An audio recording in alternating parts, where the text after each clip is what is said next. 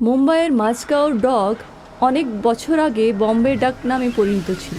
আজকাল এখানে শুধু জাহাজ রিপেয়ারের জন্য আসে। অনেক বছর এখানে লোকের ভিড় লেগে থাকত। বিদেশি ট্রেডার্স এখানে নিজের জিনিসপত্র বিক্রি করতে আসতো। কিন্তু এমন কি ঘটেছিল যার ফলে এখানে সব শুনশান হয়ে উঠল? সেই বছরটি ছিল 1990, যখন লা উপালা নামে একটি রাশিয়ান জাহাজ ওই বাঁশগাঁও ডকে বন্দরগ্রামে এসেছিল। লা উপালা দেখতে একটি সাধারণ জাহাজের মতন ছিল, কিন্তু যখন ওটাকে আনা হলো তখন একটা বড় জাহাজের সাহায্যে টেনে আনা হলো।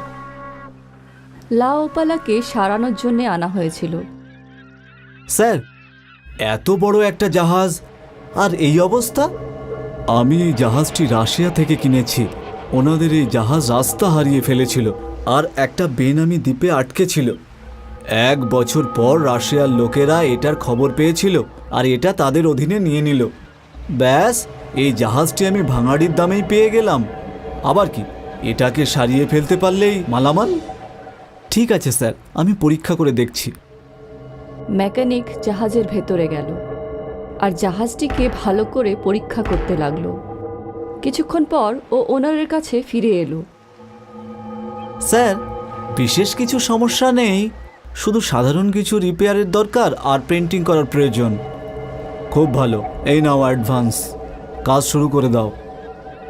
মেকানিক খুব খুশি হয়েছিল, কারণ এই জাহাজ রিপেয়ার করে ও অনেক টাকা পেতে চলেছিল। কিন্তু ও তো কিছুই জানতো না যে ওর সাথে এরপরে কি ঘটতে চলেছিল। মেকানিক তার লোকেদের জাহাজ রিপেয়ার করার কাজে লাগিয়ে দিল। প্রথমে আমরা এর ইঞ্জিন ঠিক করব, তারপর বাইরের দিকটা, তারপর পেন্টিংয়ের কাজ করব। হ্যাঁ ঠিক আছে, চলো তাহলে কাজে লেগে পড়ো।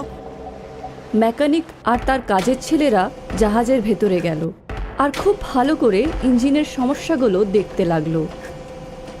জাহাজটা খুব বড় ছিল আর তার ইঞ্জিনও খুব বড় ছিল। আলাদা আলাদা লোক জাহাজের আলাদা আলাদা সাইডে কাজ করছিল। সবার কাজ করতে করতে অনেক দেরি হয়ে গেছিল আর হঠাৎ করে জাহাজের সব লাইট অন হয়ে গেল। এটা কি করে হলো? দাঁড়ান, আমি দেখে আসছি। ছেলেটা দেখার জন্যে বাইরে এলো আর বাইরে এসে ও যা দৃশ্য দেখলো তাতে ওর চোখ ছানাবড়া হয়ে গেল, যার ভেতরে একজন ক্যাপ্টেন ছিলেন। মনে হচ্ছে আমরা কোনো নতুন দেশে এসে পড়েছি।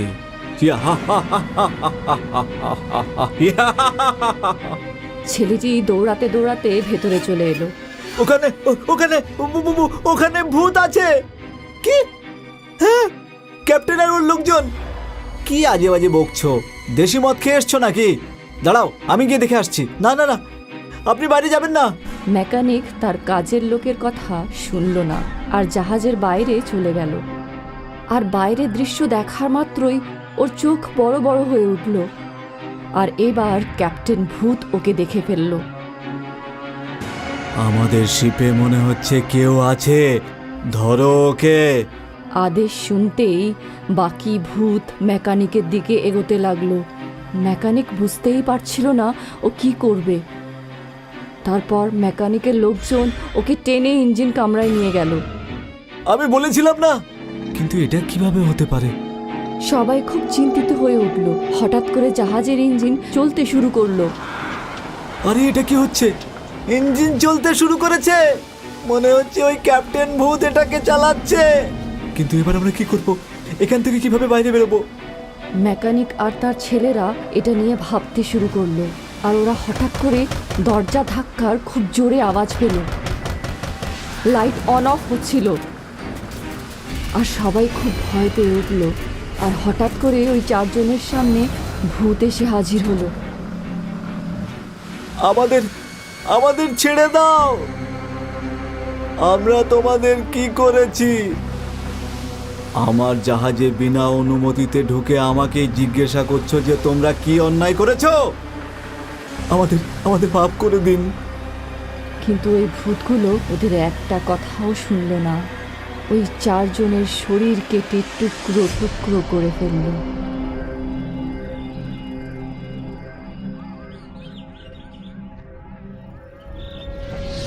পরের দিন সকালে যখন জাহাজের মালিক তার লোকেদের সাথে জাহাজে পৌঁছালো, তো সবকিছু দেখে অবাক হয়ে উঠল।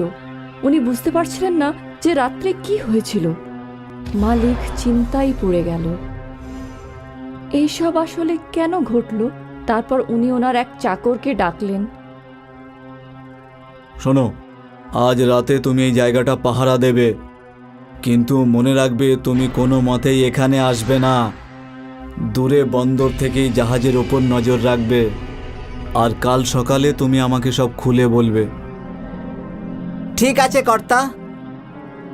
চাকরটি তার মালিকটির কথা শুনে একটি নির্দিষ্ট জায়গায় চেয়ার নিয়ে বসে পড়ল আর একটা দূরবীন দিয়ে জাহাজের দিকে দেখতে থাকলো। এখনো পর্যন্ত তো কোনো গোলমাল আমি দেখতে পেলাম না। এই কর্তা বাবুও না কি সব অকাজ আমাকে দেয়। ছাড়ো, আমার আর কি, ভালো হয়েছে আমি আমার সঙ্গীকে আমার সাথে নিয়ে এসেছি। আমার পুরো রাতটা এই জমিয়ে তুলবে। চাকর মদের বোতল খুলল এবং মদ খেতে শুরু করে দিল। কিছু সময় পর হঠাৎ করে জাহাজের সব লাইট অন হয়ে গেল। আরে আরে, এটা কি করে হলো? চাকরটি ভালো করে দেখতে লাগলো। কিছু তো গোলমাল নিশ্চয়ই আছে। আমার মনে হচ্ছে আমি এখানে বসে মদ খাচ্ছিলাম আর ওখানে কোনো চোর এসে জাহাজে লুটপাট চালাচ্ছে। আমি নিজে গিয়েই দেখে আসি। চাকরটি মদের নেশায় এসে তার মালিকের সমস্ত কথা ভুলে গেল, যে ওকে জাহাজের ওপরে যেতে বারণ করা হয়েছিল। চাকরটি জাহাজের ওপরে চড়ে পড়ল। আরে চোর, আমি জানি তোরা সবাই এখানেই লুকিয়ে আছিস, কিন্তু যতক্ষণ আমি এই জাহাজে আছি তোরা এখান থেকে একটা কড়িও নিয়ে যেতে পারবি না। এটা আমার মালিকের জাহাজ, বুঝতে পারলি? তোর মালিকের? এটা আমার জাহাজ, আর আমারই থাকবে। এরকম বলে ক্যাপ্টেন ভূত চাকরটিকে তার গলা ধরে শূন্যে তুলে ধরল আর ওখানেই ওর গলা টিপে মেরে ফেলল। এটা আমার জাহাজ। নিজের চাকরের লাশ দেখে মালিক তো একেবারে চমকে উঠল। তখন উনি বুঝতে পারলেন কিছু একটা সমস্যা তো নিশ্চয়ই আছে। উনি ভাবতে শুরু করলেন, আমি একে বারণ করেছিলাম যে তুই জাহাজে আসবি না, কিন্তু এ আমার কথা শুনলই না। এবার আমি কি করব? যদি অন্য কাউকে ডাকি আর সেও যদি এইভাবেই মারা যায়? না না, আমার নিজেকেই কিছু একটা করতে হবে। সেই জন্যে মালিক নিজেই সিদ্ধান্ত নিল যে সে নিজেই জাহাজের ওপরে নজর রাখবে। উনি দূর থেকে জাহাজকে দূরবীন দিয়ে দেখতে লাগলেন। এখনো পর্যন্ত তো সব ঠিকই মনে হচ্ছে। সূর্য অস্ত চলে গেল।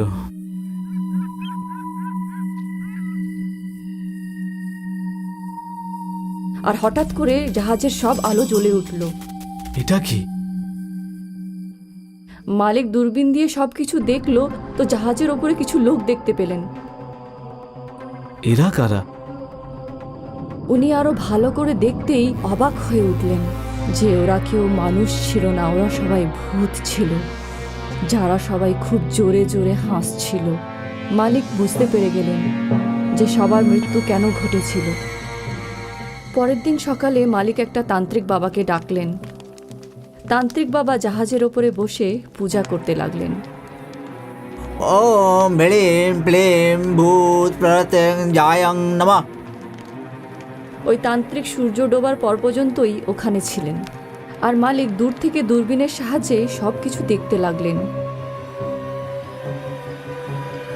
লাইট জ্বলে উঠল, আর মালিক যেটা দেখলেন তাতে ওনার চোখ ছানা বড়া হয়ে উঠল। ক্যাপ্টেন ভূত একটা লোহার ডান্ডা দিয়ে তান্ত্রিকের বুকে ছেদ করে দিল।